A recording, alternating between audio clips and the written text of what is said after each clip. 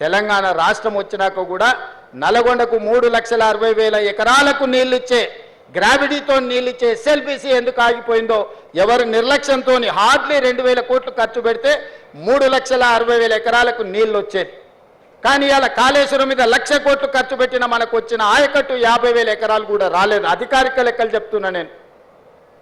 అంటే ప్రభుత్వాల యొక్క ప్రాధాన్యత వల్ల తెలంగాణకు జరిగిన నష్టాన్ని ఈరోజు మనం కల్లారా చూస్తున్నాము. అందుకే శాఖలు చేరబోతున్న యువ ఇంజనీర్లకు ఇక్కడ చేరబోతున్న ప్రభుత్వ ఉద్యోగంలో చేరుతున్నామని కాదు, ఇది ఒక భావోద్వేగం అని గుర్తుపెట్టుకోండి.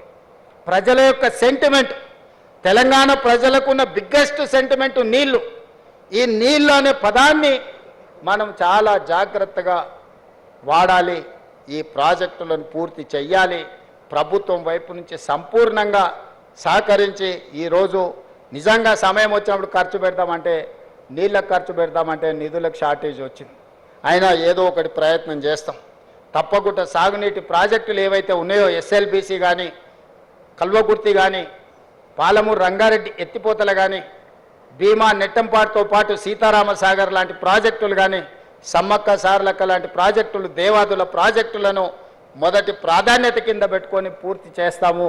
దీనికి అందరూ సహకరించాల్సిందిగా ఈరోజు ఉద్యోగంలో చేరబోతున్న వాళ్ళందరినీ మళ్ళొక్కసారి మనస్ఫూర్తిగా అభినందిస్తున్నా.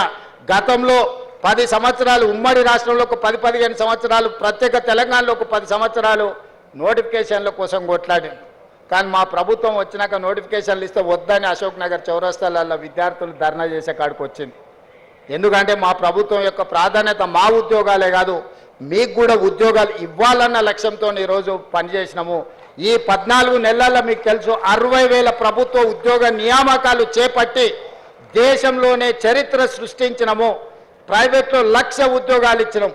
3,00,000 కోట్ల రూపాయల ప్రైవేట్ కార్పొరేట్ పెట్టుబడులు తీసుకొచ్చినాము. యువత యొక్క విద్య, యువత యొక్క ఉద్యోగాలు మా ప్రభుత్వం యొక్క మొదటి ప్రాధాన్యత. అందుకే ఈరోజు ప్రభుత్వం ఉన్న ఖాళీలన్నిటిని కూడా భర్తీ చేసే బాధ్యత తీసుకున్నాం. ఈరోజు గ్రూప్ 1లో కూడా 563 మంది గ్రూప్ 1 ఉద్యోగులకు ఈరోజు నియామక పత్రాలు ఇచ్చే సందర్భంలో కొంతమంది రాజకీయ ప్రేరేపితమైన పిటిషన్లు హైకోర్టులో వేసి ఉద్యోగ నియామకాలను అడ్డుకుంటున్నారు. 2011లో ఉమ్మడి రాష్ట్రంలో కిరణ్ కుమార్ రెడ్డి గారు నియామకాలు చేపడితే 15 సంవత్సరాలు గ్రూప్ 1 ఉద్యోగాల నియామకాలు చేపట్టలే. ఆనాడు పరీక్షలు నిర్వహిస్తే ప్రశ్న పత్రాలు జిరాక్స్ సెంటర్లలో అమ్ముకున్నారు. మేము వచ్చిన తర్వాత పకడ్బందీగా 563 గ్రూప్ 1 ఆఫీసర్లను తెలంగాణలో ఉమ్మడి రాష్ట్రంలో కూడా అన్ని ఉద్యోగాలు ఇవ్వలే. ఇవాళ ఇవ్వడానికి అంత ప్రక్రియ మొత్తం పూర్తి అయిపోయింది. కేవలం ఒక ఇనెలిజిబుల్ పర్సన్స్ పోయి ఈరోజు అక్కడ కోర్టులో స్టే తీసుకొచ్చి 563 గ్రూప్ 1 ఉద్యోగాలను అడ్డుకుంటారు. దీని వెనకాల రాజకీయ పార్టీలు, రాజకీయ నాయకులు ఎవరున్నారో మాకు తెలుసు. తొందరలోనే ఆ సమస్యను కూడా అధిగమించి తొందరలోనే గ్రూప్ 1 నియామకాలను, గ్రూప్ 2, గ్రూప్ 3, గ్రూప్ 4 అన్ని నియామకాలను పూర్తి చేస్తాము.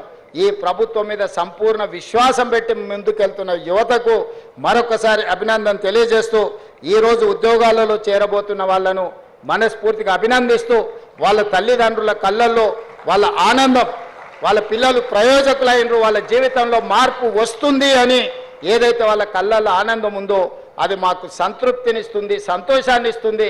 మా బాధ్యత నెరవేర్చే క్రమంలో మీ ఉద్యోగ నియామక పత్రాలు మీకు ఇంటికి పంపించవచ్చు.